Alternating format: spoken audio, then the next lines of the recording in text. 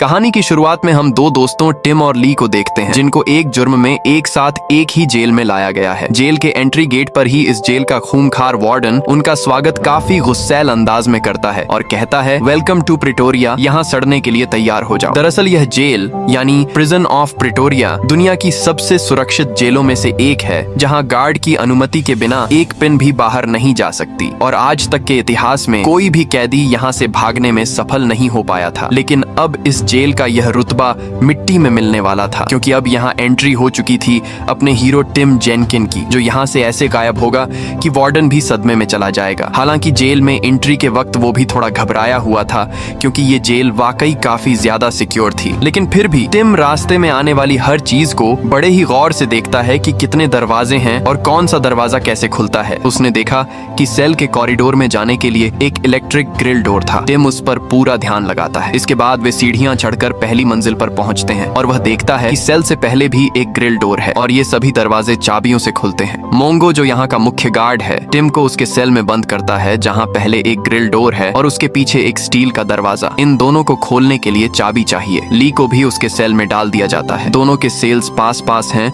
तो वे दीवार पर थपथपा कर एक दूसरे से बातें करते हैं। टिम के दिमाग में उसी टाइम प्लानिंग शुरू हो जाती है। अगली सुबह 1 घंटी बजती है और सभी कैदी एक लाइन में अपनी सेल्स से बाहर आ जाते हैं और लाइन से ही मेस की तरफ बढ़ते हैं। टिम खाना लेकर देख रहा था कि कहाँ बैठे, तभी एक बुजुर्ग आदमी पीछे से आकर उसे एक खाली टेबल पर ले जाता है और उन्हें देखकर ली भी उनके पास ही आकर बैठ जाता है। अब यहाँ 2 तरह के कैदी थे, नीले कपड़ों वाले और ग्रे कपड़ों वाले, जैसे टिम। अब इन दोनों ड्रेस कोड का मतलब क्या है, वह समझने के लिए हमें कहानी में थोड़ा पीछे चलना होगा और वहीं हमें यह भी पता चलेगा कि टिम और ली यहाँ इस खतरनाक जेल तक कैसे पहुंचे। और वीडियो में आगे बढ़ने से पहले मैं आपको बता दूं कि जो एस्केप प्लान आप अभी देखने वाले हैं वह कोई काल्पनिक नहीं बल्कि एक रियल इंसिडेंट पर बेस्ड है, जहां टिम और ली नाम के 2 कैदियों ने इस खतरनाक प्रिटोरिया जेल को लांघा था और बाद में टिम ने अपनी एक बुक लिखी और ये पूरी मूवी उसी बुक पर बनाई गई है। तो स्वागत है आपका एक और शानदार वीडियो में। आप देख रहे हैं ज़ोरिक्स मूवीज।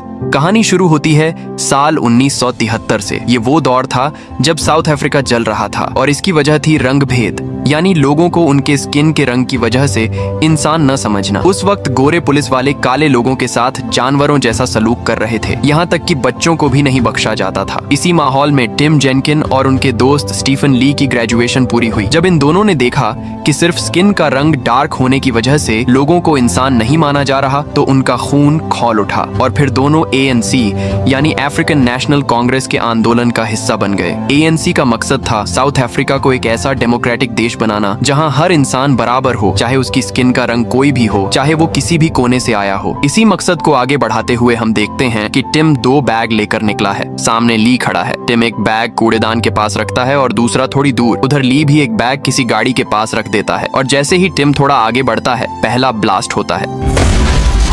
लेकिन यह कोई खतरनाक विस्फोट नहीं था। इस बॉम्ब से बस पैम्फलेट्स उड़ते थे जो लोगों को रंग भेद के खिलाफ आवाज उठाने के लिए प्रेरित करते थे। लेकिन इन दोनों के वहां से निकलने से पहले ही पुलिस आ धमकती है और दोनों भागने में नाकाम रहते हैं। फिर दोनों को कोर्ट में ले जाया जाता है, जहां ऑफिसर के जाते ही टिम के पास उसकी गर्लफ्रेंड डैफ्नी आती है, हाथ में कुछ पैसे लेकर। लेकिन ये पैसे छुपा कर रखने होंगे, क्योंकि अगर जेल में पैसे मिले तो सजा 12 साल और बढ़ जाएगी और अपील करने का तो सवाल ही नहीं उठता। टिम का साफ कहना था, किसी फैशिस्ट जज से माफी नहीं मांगेगा वो। डैफ्नी वो पैसे उसके जूते में छुपा देती है और दोनों एक दूसरे से अलग हो जाते हैं। इसके बाद टिम बाथरूम में जाता है, उन पैसों को प्लास्टिक में लपेटता है, एक छोटी ट्यूब जैसी चीज में रखता है और उसे अपने शरीर के अंदर छुपा लेता है। फिर दोनों की सुनवाई होती है और जैसा टिम ने पहले ही कह दिया था, जज भी उसी फैशिस्ट सोच का था। उसके हिसाब से ANC का यह विचार कि सभी रंग और वर्ग के लोग एक समान हैं, यह एक खतरनाक आइडियोलॉजी है। उसकी नजर में काले लोग इंसान की श्रेणी में आते ही नहीं थे। चूंकि इस पूरे पैम्फलेट बॉम्ब ऑपरेशन का मास्टरमाइंड टिम था, इसलिए उसे 12 साल की सजा सुनाई गई और ली को 8 साल की, वो भी प्रिटोरिया की उस जेल में जो गोरों के लिए बनी थी। अब यहाँ जो ये नीले कपड़े वाले लोग हैं, ये दरअसल खूंखार अपराधी हैं जो मर्डर और रेप जैसे संगीन मामलों में यहाँ अपनी सजा काट रहे हैं। वहीं ग्रे कपड़े वाले वो लोग हैं जिन्होंने रंग भेद के खिलाफ सरकार के सामने आवाज उठाई थी। खैर,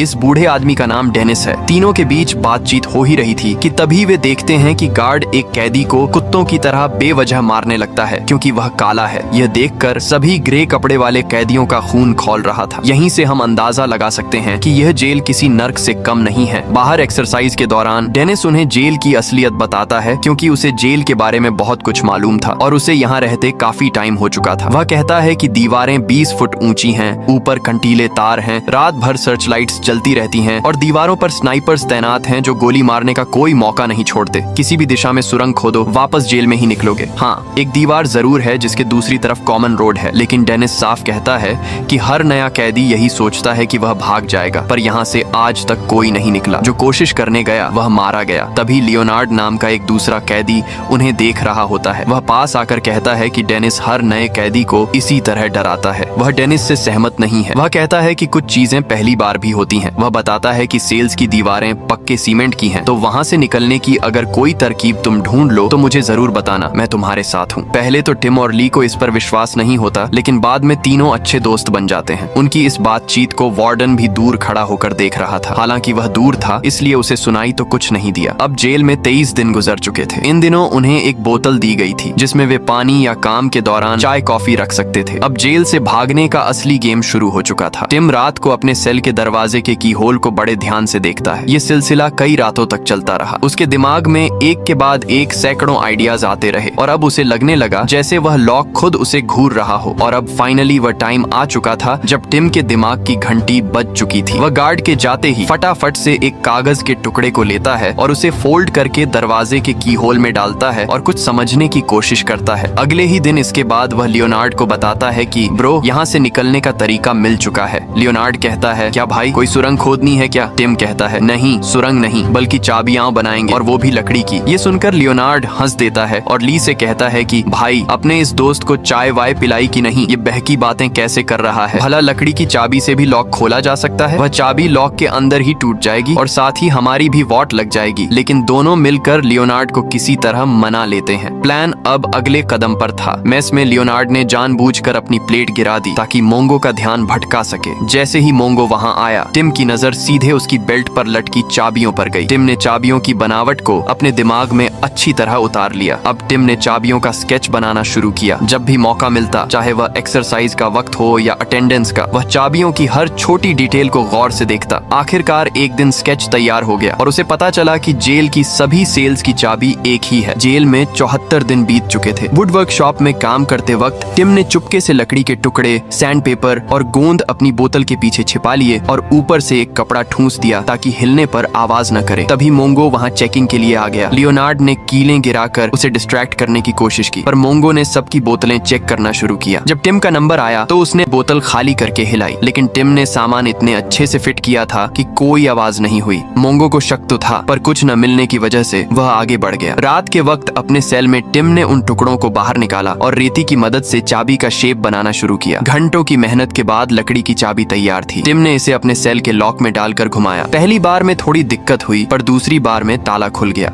लेकिन खुशी ज्यादा देर नहीं रही। ग्रिल वाला दरवाजा तो खुल गया, पर उसके सामने अब स्टील का बड़ा दरवाजा था। दिक्कत यह थी कि इसका ताला बाहर की तरफ था, जहां टिम का हाथ नहीं पहुंच सकता था। टिम थोड़ा निराश हुआ, पर उसने हार नहीं मानी। उसे अब एक ऐसी चाबी बनानी थी जो अंदर रहते हुए भी बाहर के लॉक को खोल सके। वह स्टील गेट की चाबी बनाने के काम में लग जाता है। जेल के 100 दिन पूरे होने पर कॉरिडोर की सफाई के दौरान टिम ने स्टील वाले दरवाजे पर अपनी नई बड़ी चाबी को टेस्ट किया। पहली कोशिश में चाबी नहीं घूमी तो उसने उसे थोड़ा और घिसा। दूसरी बार में लॉक तो खुल गया, लेकिन अभी एक और बड़ी दिक्कत सामने आ पहुंची। लॉक अब वापस अंदर ही नहीं जा रहा था। टिम के बार बार कोशिश करने के बाद भी वह लॉक अंदर नहीं गया और अचानक चाबी अंदर ही टूट गई। तभी वहां से एक गार्ड गुजरने वाला था। टिम घबरा गया और लॉक में फंसे लकड़ी के टुकड़ों को निकालने की कोशिश करने लगा। डेनिस ने फौरन एक चाकू उसकी तरफ फेंका, जिसकी मदद से उसने टुकड़े साफ किए और वहां से हट गया। लेकिन स्टील डोर का लॉक अब भी बाहर ही लटका हुआ था। शाम को जब मोंगो सेल बंद करने आया तो टिम सांस रोककर लेटा रहा। मोंगो की नजर उस लटके हुए लॉक पर पड़ी। वह एक पल के लिए रुका, पर फिर उसे इग्नोर करके सेल को लॉक किया और आगे बढ़ गया। अगले दिन टिम को विजिटर रूम ले जाया गया, पर वहां उससे मिलने कोई नहीं आया था। दूसरी तरफ लियोनार्ड अपने बेटे से मिल रहा था। भावुक होकर उसने कांच पर हाथ रख दिया, जिस पर मोंगो ने तुरंत उसे पीछे हटने को कहा। बहस बढ़ी तो मोंगो ने मुलाकात रुकवा दी और उसके बेटे को वहां से बाहर भिजवा दिया। लियोनार्ड बहुत गिड़गिड़ाया, पर मोंगो नहीं माना। यहाँ हमें पता चलता है कि लियोनार्ड का परिवार बिखर चुका है और मोंगो को उसकी बेबसी देखकर एक तरह की क्रूर खुशी मिल रही थी। लियोनार्ड अब किसी भी तरह जेल से आजाद होना चाहता था। उसने टिम और ली को साफ कह दिया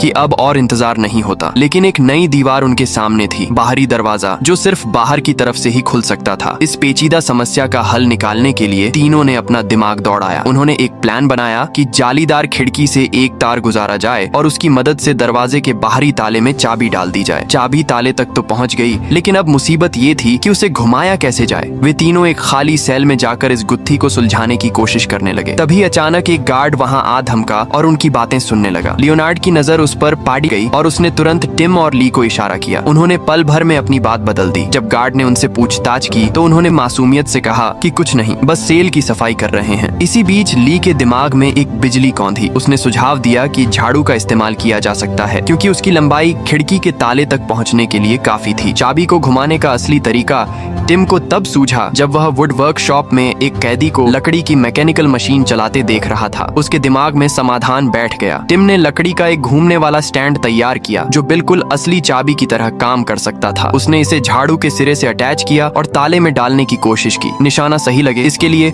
उसने टूथब्रश के ऊपर एक छोटा शीशा लगा लिया। पहली बार में चाबी अंदर नहीं गई। टिम ने उसमें सुधार किया, दोबारा कोशिश की, पर फिर नाकाम रहा। तभी एक खतरनाक समस्या हो गई। लकड़ी की चाबी उसके हाथ से छूटकर जमीन पर गिर गई। टिम ने बिना वक्त गंवाए च्युइंग गम निकाला, उसे झाड़ू के सिरे पर चिपकाया और बड़ी सावधानी से गिरी हुई चाबी को वापस उठा लिया। पूरी रात की इस जानलेवा मेहनत के बाद आखिरकार वह दरवाजा खुल गया। सबूत मिटाने के लिए उन्होंने अपनी बनाई हुई चाबियों को एक जार में भरा और बगीचे की मिट्टी में गाड़ दिया। किस्मत देखिए, ठीक उसी समय टावर से एक गार्ड उन्हें देख रहा था। उसे पहले से ही शक था, क्योंकि उसने उनकी कुछ बातें सुन ली थीं। वह सीधा ली के पास आया और उसका बैग चेक करने लगा, पर वहाँ कुछ नहीं मिला। जब वह टिम की ओर गया तब तक टिम जार को दफना चुका था। गार्ड के सवाल पर टिम ने काफी इत्मीनान से जवाब दिया कि वे सिर्फ गार्डनिंग की बातें कर रहे थे। गार्ड मान गया और चला गया, पर यह सब डेनिस देख रहा था। उसने टिम को फिर समझाया कि भागने का ख्याल दिमाग से निकाल दो, क्योंकि उसे लग रहा था कि यह प्लान बुरी तरह फेल होगा और गार्ड्स उन्हें देखते ही गोली मार देंगे। टिम को अब एहसास हुआ कि अगर सच में भागना है तो टीम बढ़ानी होगी। उन्होंने धीरे धीरे और कैदियों को साथ लेना शुरू किया, जिनमें ज्यादातर राजनीतिक कैदी थे। ये नए लोग अब मिशन में हाथ बटाने लगे। कोई चोरी छिपे कपड़े ला रहा था तो कोई जरूरी औजार। इसी दौरान एक अश्वेत कैदी ने चुपके से टिम को साबुन की एक छोटी टिकिया दी। मौका मिलते ही टिम ने चाबियों का शेप उस साबुन पर उतारा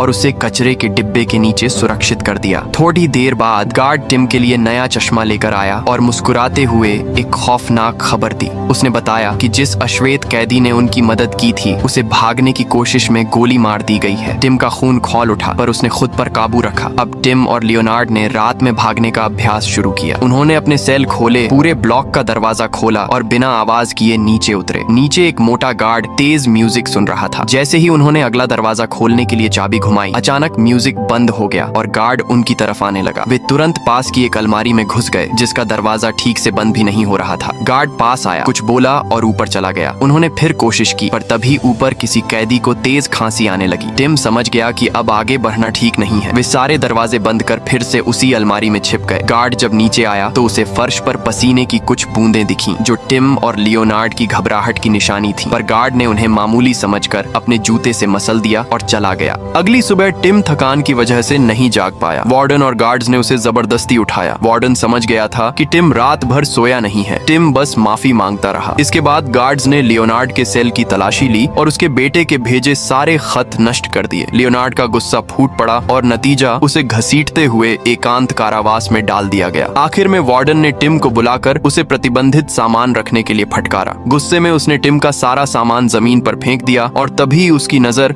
लकड़ी की चाबी के उस छोटे टुकड़े पर पड़ी जिसे टिम फेंकना भूल गया था। टिम अंदर तक हिल गया। वार्डन के पूछने पर टिम ने बड़ी मुश्किल से खुद को संभाला और उसे फोटो स्टैंड बताया। उस समय ये कोई नहीं सोच सकता था कि लकड़ी की चाबी भी बनाई जा सकती है, इसलिए वार्डन को ज्यादा कुछ पता नहीं चला। वह चेतावनी देकर वहाँ से चला तो गया, पर टिम अब बुरी तरह पैनिक करने लगा था। जेल से भागने का इतना बड़ा प्लान गार्ड की नाक के नीचे बनाना टिम को अंदर से तोड़ रहा था और उसे पैनिक अटैक्स आने लगे थे। लेकिन वह अपने डर को काबू में रखकर आगे बढ़ता रहता है। अपनी पिछली गलती से सबक लेते हुए अब वे चाबियों को अलग अलग लोकेशंस पर छिपाने लगते हैं। वे बार बार प्रैक्टिस करते हैं और हर बार कुछ नया सीखते हैं। तभी एक रात टिम दांत में दर्द होने की वजह से डॉक्टर के पास जाता है और वापस लौटते समय उसकी नजर एक खराब बिजली के दरवाजे पर पड़ती है। वह पास खड़े गार्ड को बुलाकर दरवाजा खुलवाता है और उसी पल समझ जाता है कि भागने के लिए इस दरवाजे को खोलने की तकनीक ढूंढना सबसे जरूरी होगा। बाद में टिम बाकी राजनीतिक कैदियों के सामने कहता है कि अब उन्होंने जेल के अंदर 15 दरवाजों की 39 चाबियां बना ली हैं, लेकिन फिर भी वे भागने में हिचकिचा रहे हैं क्योंकि दरवाजे खोलना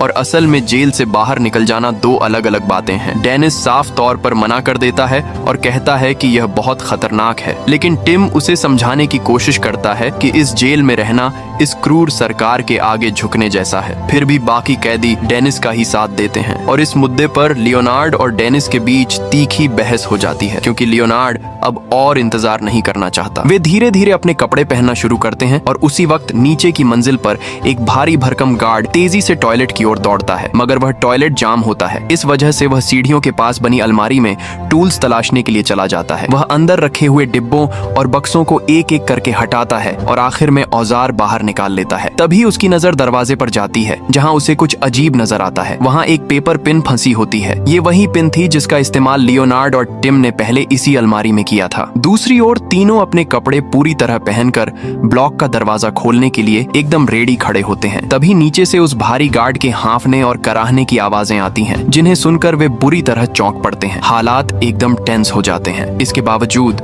लियोनार्ड हिम्मत जुटाता है और दरवाजा खोल देता है। तीनों चुपचाप नीचे उतरते हैं और उसी अलमारी में छिप जाते हैं, मगर वहां एक बड़ी मुसीबत आ जाती है क्योंकि गार्ड उनका वह पेपर पिन उठा चुका होता है। इसलिए टिम अपनी उंगलियों से दरवाजा थामे रहता है और किसी तरह उसे बंद रखता है। थोड़ी ही देर बाद गार्ड दोबारा अलमारी में औजार रखने आता है। उसी पल डेनिस उनकी मदद के लिए गार्ड का ध्यान भटकाता है। डेनिस खुद बल्ब को तोड़कर शॉर्ट सर्किट कर देता है और जोर जोर से चीखने लगता है, जिससे गार्ड मजबूर होकर ऊपर जाता है यह देखने कि आखिर शोर किस बात का है। मौका मिलते ही टिम, ली और लियोनार्ड तेजी से अलमारी से बाहर आते हैं और अगले दरवाजे की ओर दौड़ते हैं। वे बारी बारी से कई दरवाजे खोलते जाते हैं, मगर अचानक अगला गेट बंद मिलता है। तब उनको समझ आता है कि लियोनार्ड को पीछे जाकर उस बटन को दबाना पड़ेगा जिससे इलेक्ट्रिक डोर खुलेगा। लियोनार्ड पीछे जाता है, बटन दबाता है और दरवाजा खुल जाता है, जिसके बाद तीनों फुर्ती से अंदर घुस जाते हैं। अब सिर्फ एक आखिरी दरवाजा बचा था। टिम बाहर झांकता है। गेट खुला था और सामने साफ सड़क दिख रही थी। आजादी बस कुछ कदम दूर थी। खुशी के मारे तीनों एक दूसरे को गले लगाते हैं। फिर टिम उस आखिरी लॉक पर अपनी चाबियां आजमाने लगता है। 1 2 3 उसने सारी चाबियां लगा ली, लेकिन ताला टस से मस नहीं हुआ। सबके पैरों तले जमीन खिसक गई। यहाँ तक पहली बार पहुंचे थे और यही सबसे बड़ी रुकावट थी। लियोनार्ड अंदर से पूरी तरह टूट गया। टिम कहता है हमें वापस जाना होगा और इसकी भी चाबी बनानी होगी, लेकिन लियोनार्ड का जवाब साफ था, मर जाऊंगा पर वापस नहीं जाऊंगा। तभी लियोनार्ड की नजर उस दरवाजे के लॉक पर जाती है। वह ताला लकड़ी के एक खोखले फ्रेम के अंदर लगा था। लियोनार्ड तुरंत उस फ्रेम पर वार करना शुरू कर देता है। टिम घबरा जाता है क्योंकि आवाज बहुत ज्यादा हो रही थी। वह लियोनार्ड को रोकने की कोशिश करता है और अंदर जाकर चेक करता है। आवाज कॉरिडोर तक जा रही थी। उसे डर था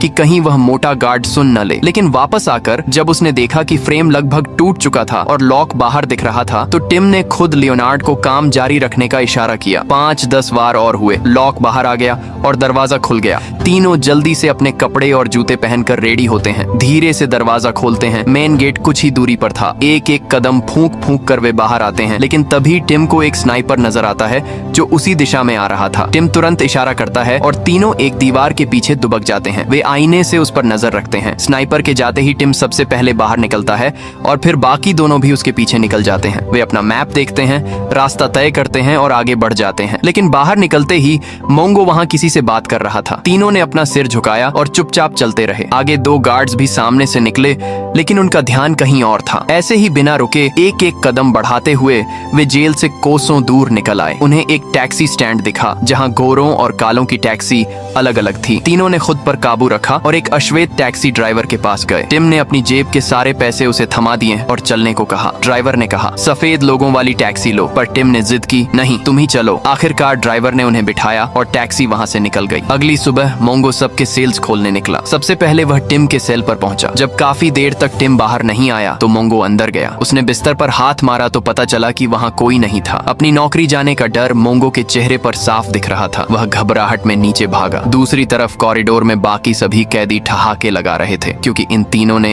वह कर दिखाया था जो नामुमकिन था। प्रिटोरिया शहर की सीमा पार करते ही टैक्सी के अंदर उनकी चीख निकल गई। आंसू और खुशी का एक साथ सैलाब उमड़ पड़ा। टिम ने उस काठ की चाबी को अपनी मुट्ठी में कसकर थामा हुआ था और उसकी आंखें भर आई थीं। फिल्म के अंत में टिम जेनकिन, ली और डेनिस गोल्डबर्ग की असली तस्वीरें दिखाई जाती हैं। लियोनार्ड की तस्वीर उपलब्ध नहीं थी। तो दोस्तों, ये थी एस्केप फ्रॉम प्रिटोरिया की रोंगटे उठा देने वाली कहानी। अगर वीडियो अच्छा लगा तो लाइक करें, शेयर करें और ऐसी ही बेहतरीन मूवी एक्सप्लेनेशन के लिए जोरिक्स मूवीज को सब्सक्राइब जरूर करें। मिलते हैं अगली मूवी के साथ, तब तक के लिए अलविदा।